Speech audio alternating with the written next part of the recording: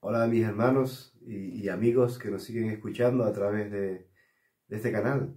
Agradecidos al Señor de que nos da una nueva oportunidad para compartir su palabra. Y bueno, vamos a continuar compartiendo este breve estudio que estamos haciendo de la carta que escribió Pablo a los colosenses, allí en aquella ciudad de Colosa.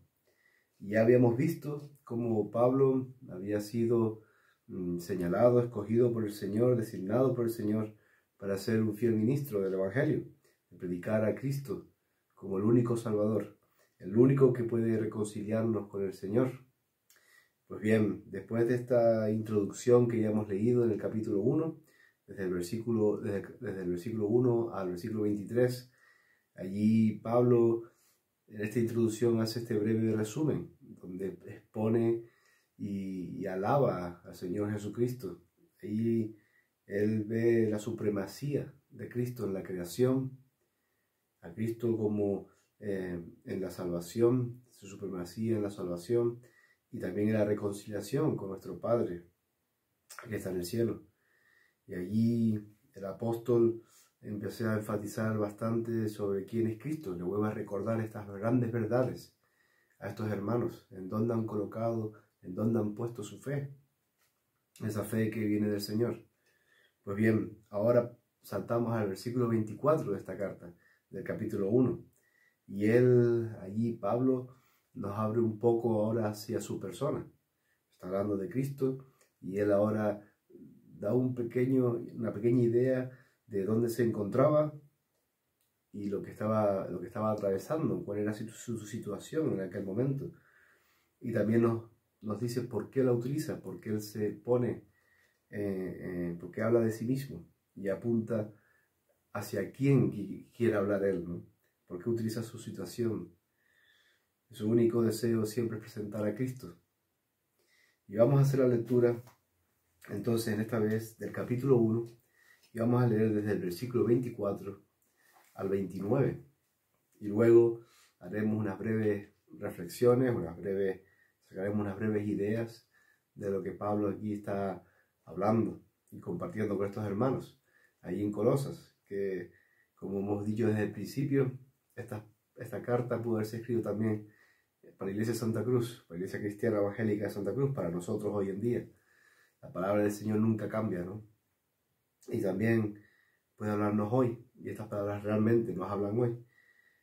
Dice así el versículo 24: Ahora me gozo en lo que padezco por vosotros, y cumplo en mi carne lo que falta de las aflicciones de Cristo por su cuerpo, que es la Iglesia, de la cual fui hecho ministro, según la administración de Dios que me fue dada para con vosotros, para que anuncie cumplidamente la palabra de Dios. Y el misterio que había estado oculto desde los siglos y edades, pero que ahora ha sido manifestado a sus santos, a quienes Dios quiso dar a conocer las riquezas de la gloria de este misterio entre los gentiles, que es Cristo en vosotros, la esperanza de gloria, a quien anunciamos, amonestando a todo hombre y enseñando a todo hombre en toda sabiduría, a fin de presentar perfecto a Cristo Jesús a todo hombre.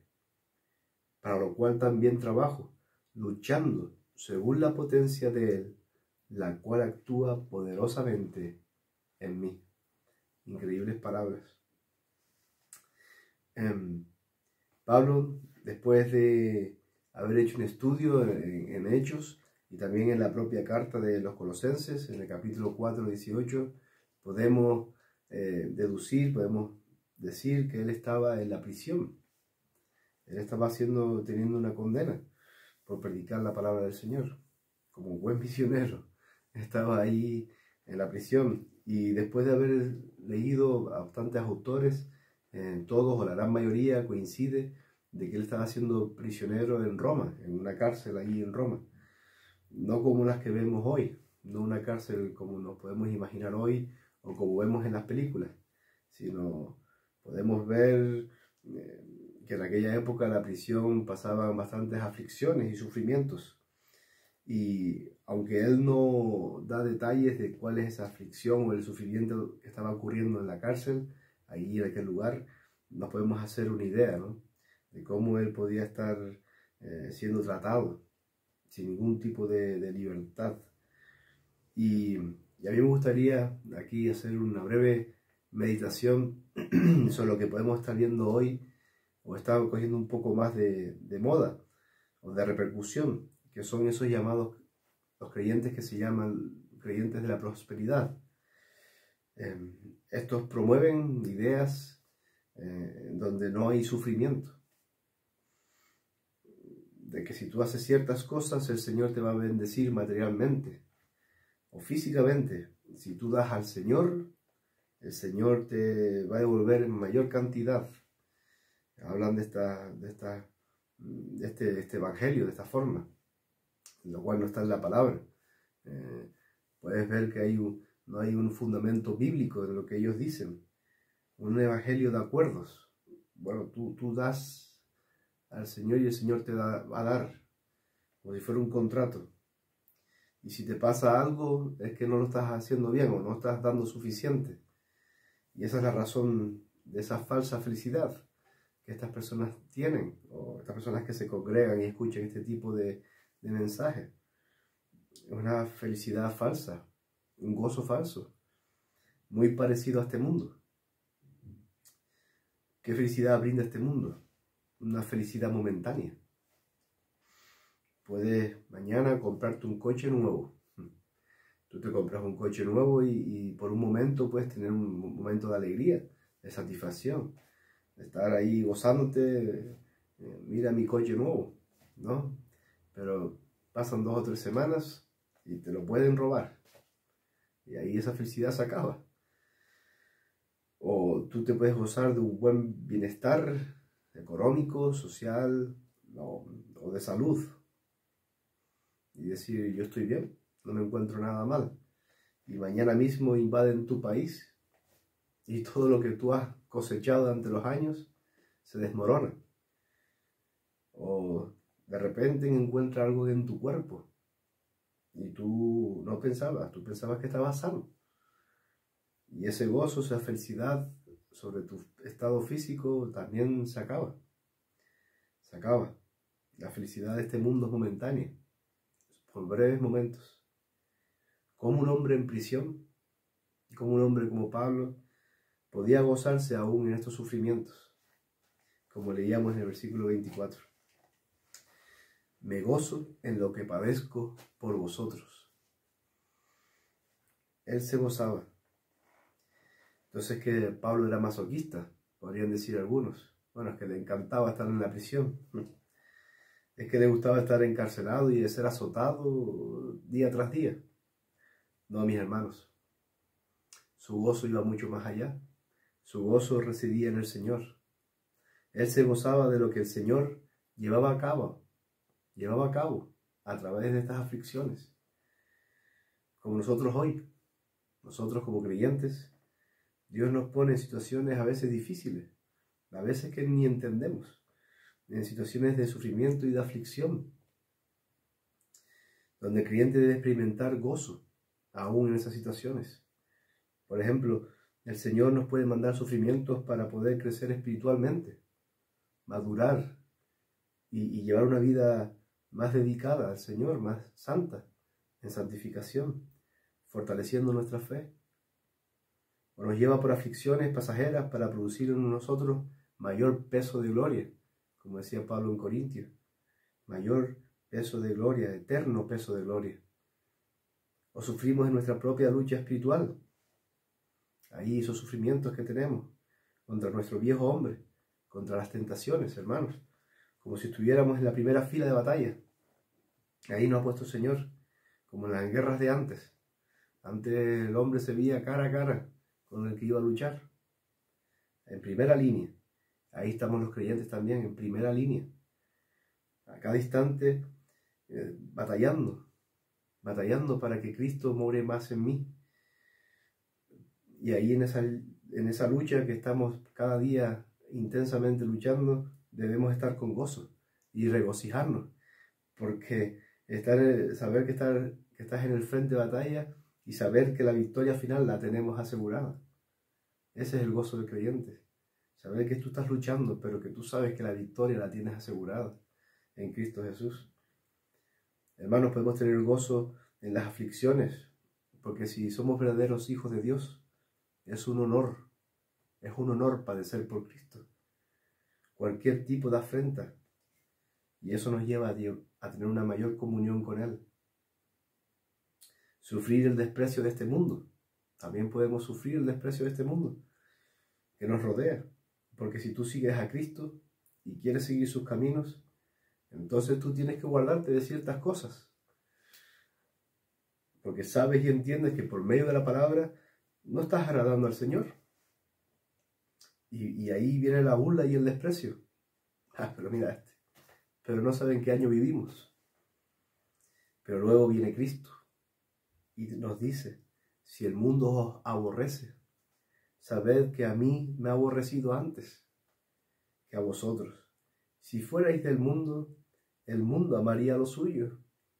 Pero porque no sois del mundo, antes yo os elegí del mundo. Por eso el mundo os aborrece. El apóstol Pablo se gozaba de cómo esos sufrimientos que padecía eran para la edificación de la iglesia, de ver el resultado de esa misión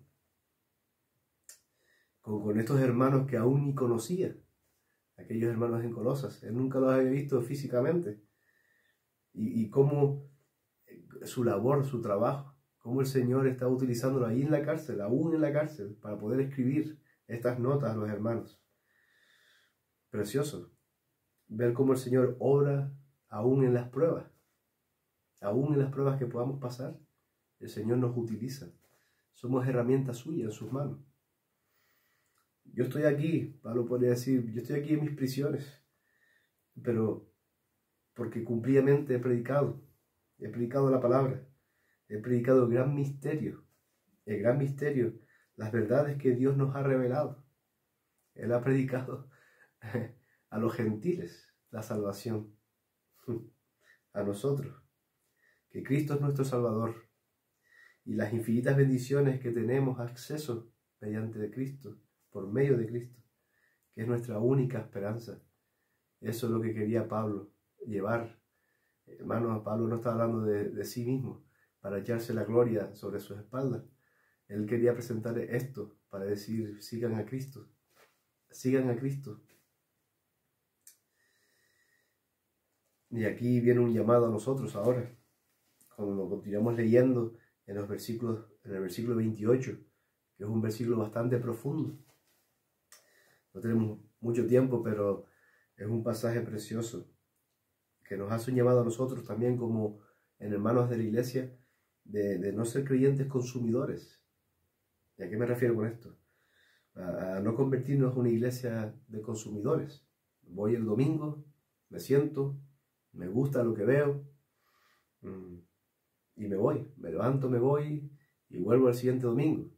Y veo que está todo igual, todo sigue normal y hasta el próximo domingo. Esto no es así. Esa no es la vida del creyente que el Señor quiere, sino ser administradores de su palabra, ser administradores de las predicaciones, de la palabra que escuchamos, de ministrar. No solo el pastor debe anunciar a Cristo. Nosotros tenemos una tarea enorme, este precioso mensaje de predicar a Cristo como Salvador. Este era el mensaje que Pablo quería llevar, y nosotros como hermanos debemos seguir llevando cada día nuestra vida, no solamente con nuestro ejemplo, porque hay muchas personas buenas, sino hablando de la palabra del Señor, compartiendo, buscando una oportunidad para presentar este precioso nombre, ya sea en sufrimientos, ya sea en el trabajo, ya sea como sea, hermano. Si tú eres un verdadero hijo de Dios, tenemos que seguir anunciándolo, anunciando y exhortando, como decía Pablo, a todas las personas, a todos los hombres, de que Cristo salva y que después hay una vida llena de gozo en Cristo Jesús. Así que, hermanos, debemos seguir explorando y conociendo cada día más la palabra del Señor. Ese es nuestro deseo, porque tenemos que enseñar, la tercera palabra, anunciar, amonestar y enseñar a todo hombre en toda sabiduría. Para poder enseñar debemos estar preparados. Por eso debemos seguir leyendo nuestra escritura. Lo importante que es para poder responder. Cada vez nos movemos en un mundo en el cual se hacen muchas más preguntas, y la gente tiene bastante opinión. Pues debemos, como hijos de Dios, aquí están todas las respuestas. A Dios no se le escapa ninguna respuesta. Y estar preparados, seguir leyendo las escrituras y poder responder preguntas clave para que la gente pueda escuchar estas maravillas y que estas personas puedan ver la gloria eterna que de aquí se habla. Así que, hermanos, que sigamos viviendo una vida de gozo en Cristo Jesús. Dificultades, problemas, sufrimientos, pero siempre puesta mirada en Cristo, que es nuestra roca fiel. Él siempre va a estar a nuestro lado. Y agradeciendo, como este último domingo, que tuvimos la oportunidad de escuchar a estos hermanos hablando de cómo el Señor ha guardado, cómo el Señor ha movido sus vidas. Y ahí están todos juntos, unánimes, para dar gracias al Señor. Así que, hermanos, permanecemos fieles al Señor hasta su venida. Saludos.